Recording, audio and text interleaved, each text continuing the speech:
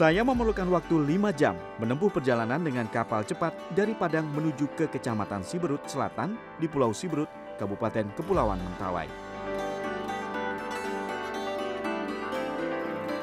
Perjalanan berlanjut melintasi sungai Bat Dereket dengan pongpong atau perahu bermotor.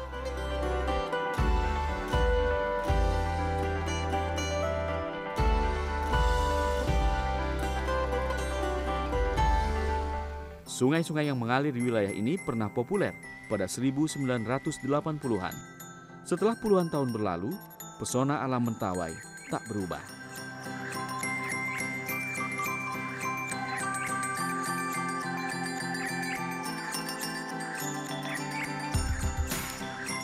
Sesudah menyusuri sungai, saya pun bertemu dengan Ubek Kerey, seorang Sikerey atau ahli pengobatan suku Mentawai. Sikerey menduduki posisi terhormat dalam susunan masyarakat Mentawai. Ubek Kerey dan keluarganya tinggal di sebuah umah, rumah adat di wilayah Matobek, Kampung Matotonan. Disinilah selama beberapa hari saya akan tinggal.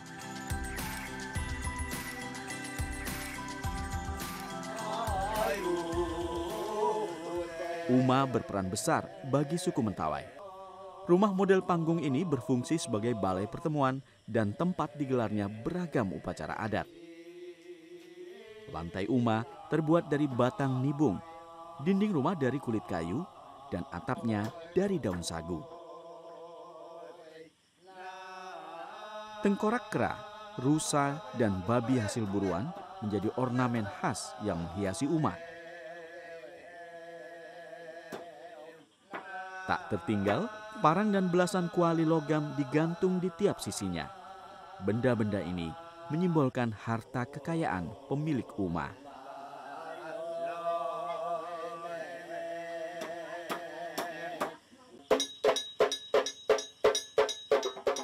Pakaian suku Mentawai juga tergolong tradisional. Kaum lelaki hanya memakai kabit, penutup tubuh bagian bawah, dari serat kayu. Perempuan mengenakan daun pisang kering yang disebut kalau dan kain panjang. Tanah Mentawai terkenal dengan tato yang di wilayah ini lazim disebut titi. Tato Mentawai dipercaya sebagai salah satu seni raja tubuh tertua di dunia.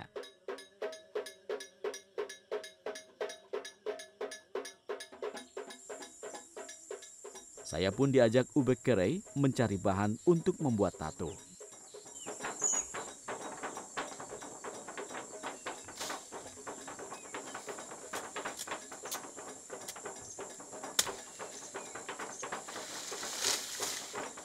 Wah, kau ngit nenek, kau ke kabinnya.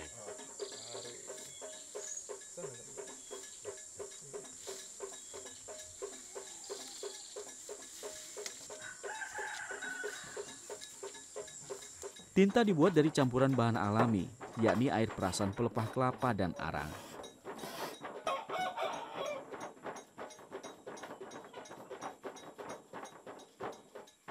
Bajak ini kenapa kalau laki-laki Mentawai harus ditato ini kenapa? Anehnya kata kalau baginya, imateu isimatawai. Imateu isimatawai kayak tubuh. Imateu isimatawai iale kayak tubuh dak punulet peya enda. Teu isimatawai. Yang kayak aneh masih kena lepe, tak mati isimatawai ini sebut isimatawai asli. Kata kalau baginya edah titik lepak nale. Siai teu wake endama, yang nak kere, teu atau dia titik.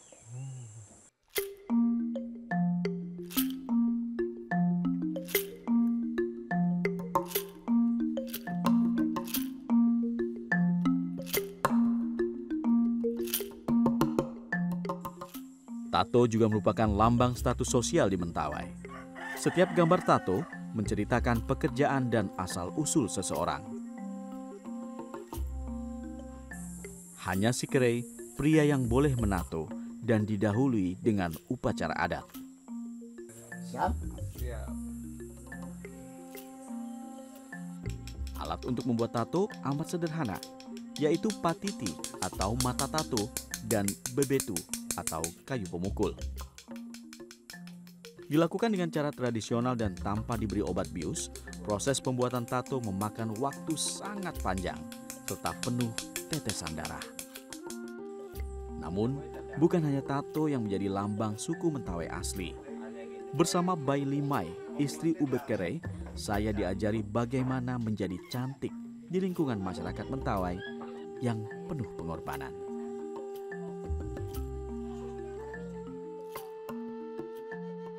Nah, buat wanita Mentawai, yang paling khas adalah giginya yang runcing-runcing.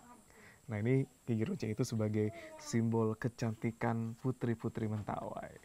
Nah, kalau Mama sendiri, sejak usia berapa diruncingkan giginya? Oh, syokok kupele. Syokok kupele rapiatna. Oh, to piat dalle iya syokok kupele piat rapiatna. Ara kapasi piatnya, momomonnya, papae. Oh, to teu kueda, teu si Mentawai. Sakit sekali saat itu? Saya ngaliak. Oh, tuh tapi nangis. Oh, usau de aku. Tapi kali ku besi ake tubuhku, ki adat si Mentawai. Adat Mentawai. Adat Mentawai. Iya. Eki pale kukut nasi maini ukuedoi kebu. Tradisi mengukir gigi juga menjadi simbol keseimbangan antara tubuh dan jiwa. Gigi runcing memudahkan wanita Mentawai memakan buah-buahan hutan dan hasil buruan.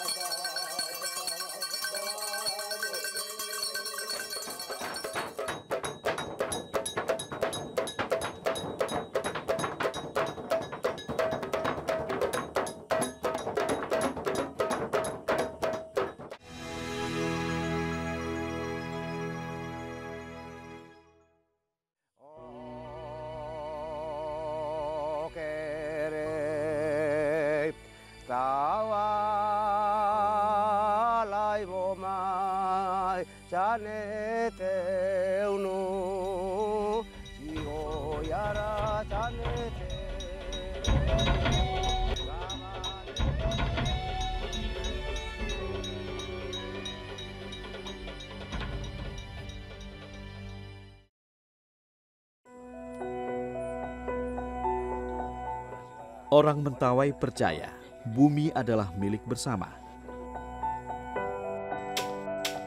Itu sebabnya alam harus dijaga dan dibagi rata.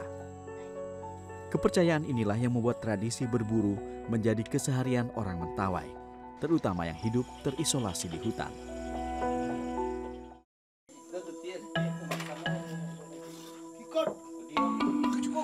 Menyiapkan panah untuk berburu merupakan pekerjaan yang rutin dilakukan para pria Mentawai. Sebelum berburu, mereka terbiasa membuat racun terlebih dulu. Kulit kayu ragi dan cabai rawit digunakan sebagai bahan racun alami.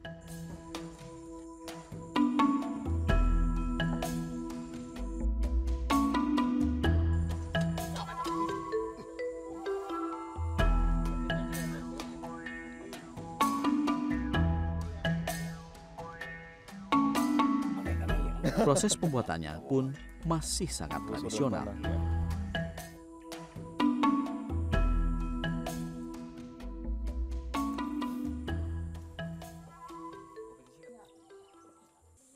Jadi memang ada dua jenis anak panah di sini. Satu yang ujungnya dari logam atau kuningan seperti ini digunakan untuk berburu hewan-hewan besar seperti rusa dan babi. Sedangkan anak panah yang runcing seperti ini dari kayu digunakan untuk memangsa hewan-hewan kecil seperti monyet. Dan meskipun ini sudah dilumuri dengan racun dan nanti akan ditembakkan ke buruan, namun nanti hewan buruan yang sudah terkena racun ini tetap aman dikonsumsi oleh manusia. Masyarakat Mentawai meyakini hutan merupakan tempat tinggal roh leluhur yang turut menjaga segala jenis tumbuhan dan hewan yang sangat berguna bagi kelangsungan hidup manusia. Kepercayaan ini dikenal dengan arat sabulungan. Menebang kayu dan berburu tak bisa dilakukan sembarangan. Ada tradisi yang dijaga berupa kesepakatan adat yang dibuat untuk melindungi hutan. Perjalanan saya bersama Ubek Kere dan para Sikere lain terus berlanjut. Masuk lebih jauh ke dalam hutan Pulau Siberut. Ini tempat kubangan babi ya? Oh, lebut China ya nani, lebut ni baru. Lebut China, lebut ni baru ni ale lebut je. Oh.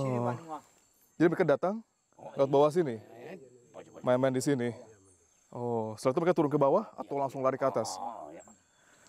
Oh. Mia dulu ni. Nih salah satu tanda ada beberapa ekor babi yang ada di wilayah sini.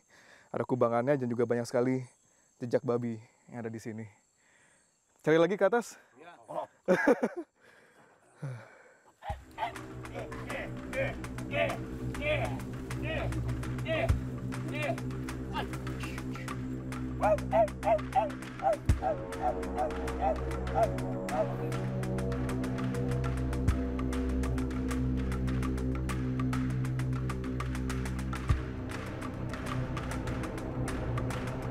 Setelah menyisir belantara, buruan pun mulai tampak.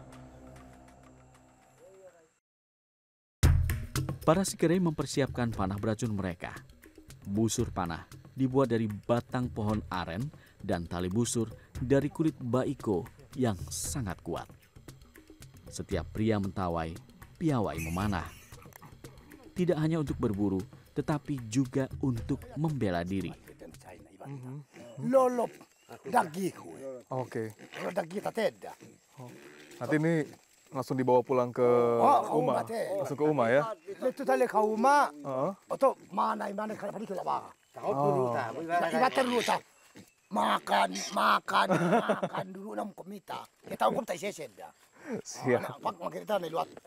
Nah ini sudah dapat sudah dapat babinya Bapak ya. Sudah dapat babinya, buruan sudah dapat. Lumayan hasilnya? Ya, Lumayan ya. Capek juga jarinya.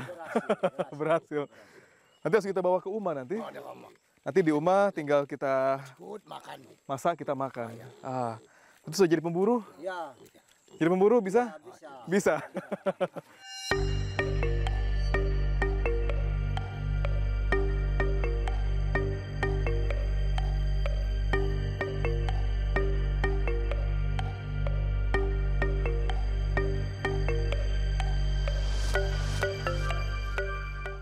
Anek bibit lagi obat.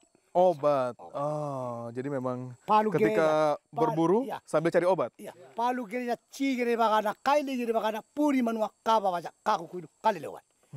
Nek tolowat dah basana. Apa ya boleh lagi dulu nih.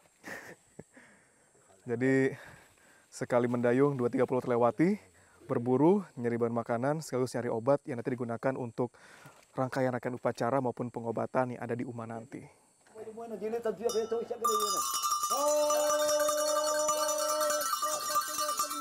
Bagi suku Mentawai, daun memiliki kekuatan magis untuk menyembuhkan dan menghidupkan. Maka daun selalu ada dalam setiap upacara adat dan pengobatan, karena dipercaya dapat menghubungkan manusia dengan penguasa jagat raya yang disebut Ulau Manua. Nah ini karena saya baru pertama kali berburu di hutan Mentawai, jadi diperlukan adanya sebuah upacara atau ritual untuk mengusir apabila ada roh-roh atau hal-hal gaib yang menempel di tubuh, jadi diusir dulu dari tubuh saya, supaya nanti di kemudian hari terjadi. Dan nanti juga ada pengobatan ya, saya kira ya, untuk menghilangkan letih atau pegal sehabis berburu tadi. Mudah-mudahan cepat sehat lagi nanti.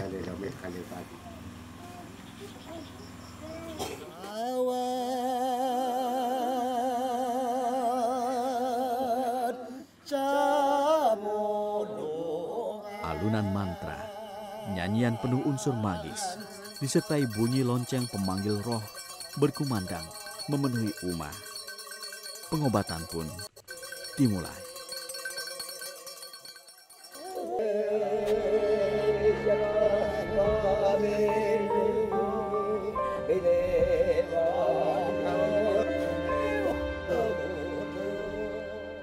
kearifan lokal yang sebetulnya udah terbukti di masa lalu sebetulnya.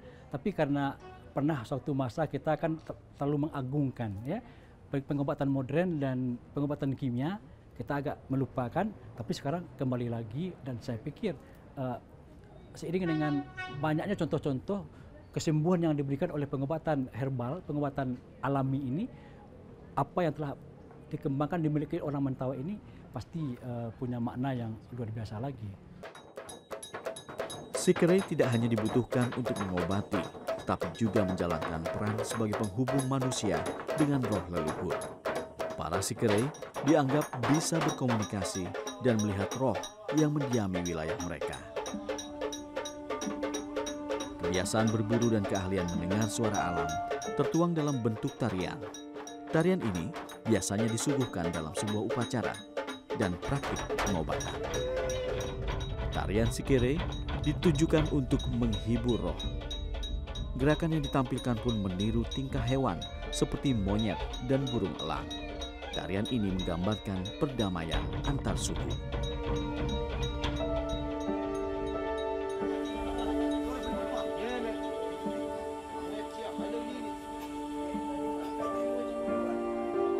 Suasana malam pun ditutup dengan makan malam bersama para sikere.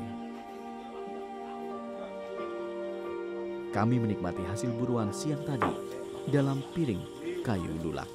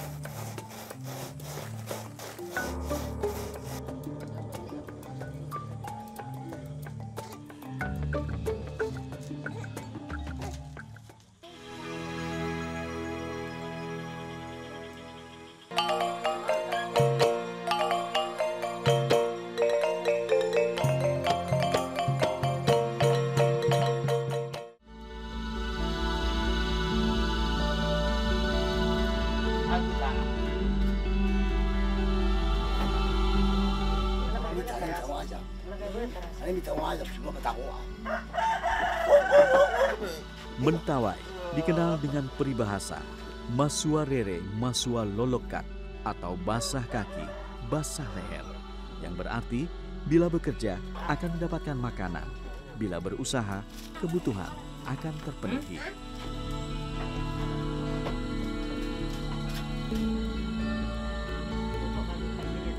Itulah sebabnya suku Mentawai terbiasa bangun sangat pagi.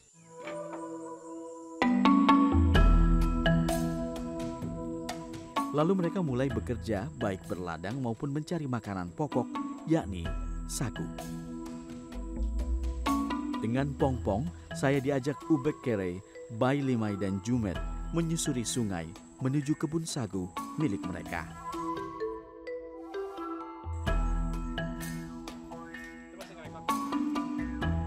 Semua keluarga memiliki beberapa bidang kebun sagu guna mencukupi kebutuhan setiap bulan. Pohon sagu merupakan warisan, hasil denda, dan mas kawin. Batang-batang sagu ditemukan jauh di dalam hutan. Pohon sagu yang sudah berumur 8 hingga 10 tahun saja yang dipilih untuk ditebang. Cara menebang pohon sagu harus memperhatikan arah jatuhnya agar tidak merusak pohon sagu yang lain. Setelah tumbang, batang pohon sagu dipotong sepanjang 1 meter. Jumet, cucu Ubek Kere, ditugaskan memotong batang sagu. Sejak kecil, anak-anak suku Mentawai sudah diajari beragam keahlian, mulai berburu, berladang, hingga mengayunkan parang dan kapak. Sagu yang sudah dipotong siap diolah di rumah.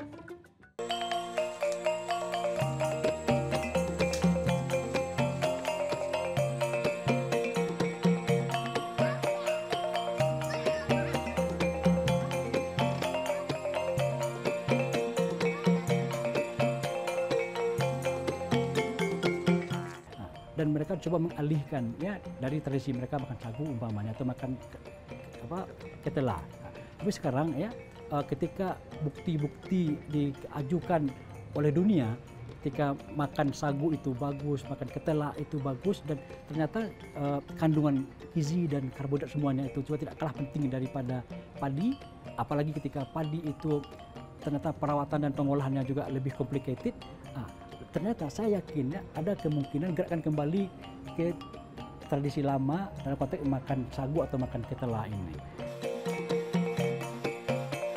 Sagu adalah makanan pokok masyarakat Mentawai yang diwariskan nenek moyang selain keladi.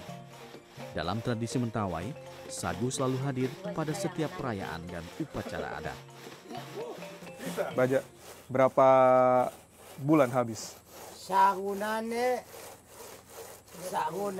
takajia ila lepa nane tabawake baba pasigaji gaji pasirere derere lepa kakaktapri lepa kakaktapri pasisuro kundanane ta lago minggu ini ada kabaka cakaju ada sangat minggu sama cakaju.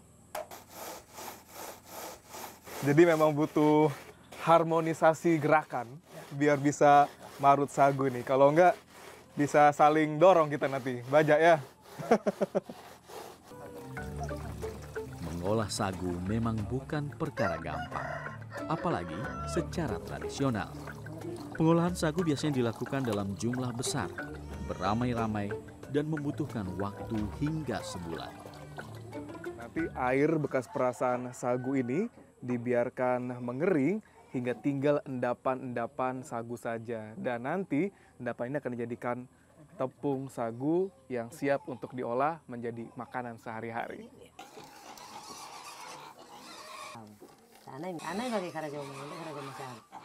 Tepung sagu yang sudah kering dihaluskan dengan saringan rotan.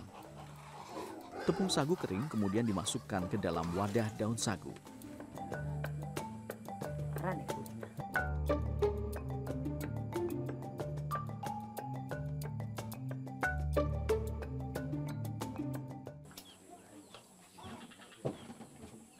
Cara mengolah sagu di Mentawai berbeda dengan yang dilakukan di wilayah lain di Indonesia.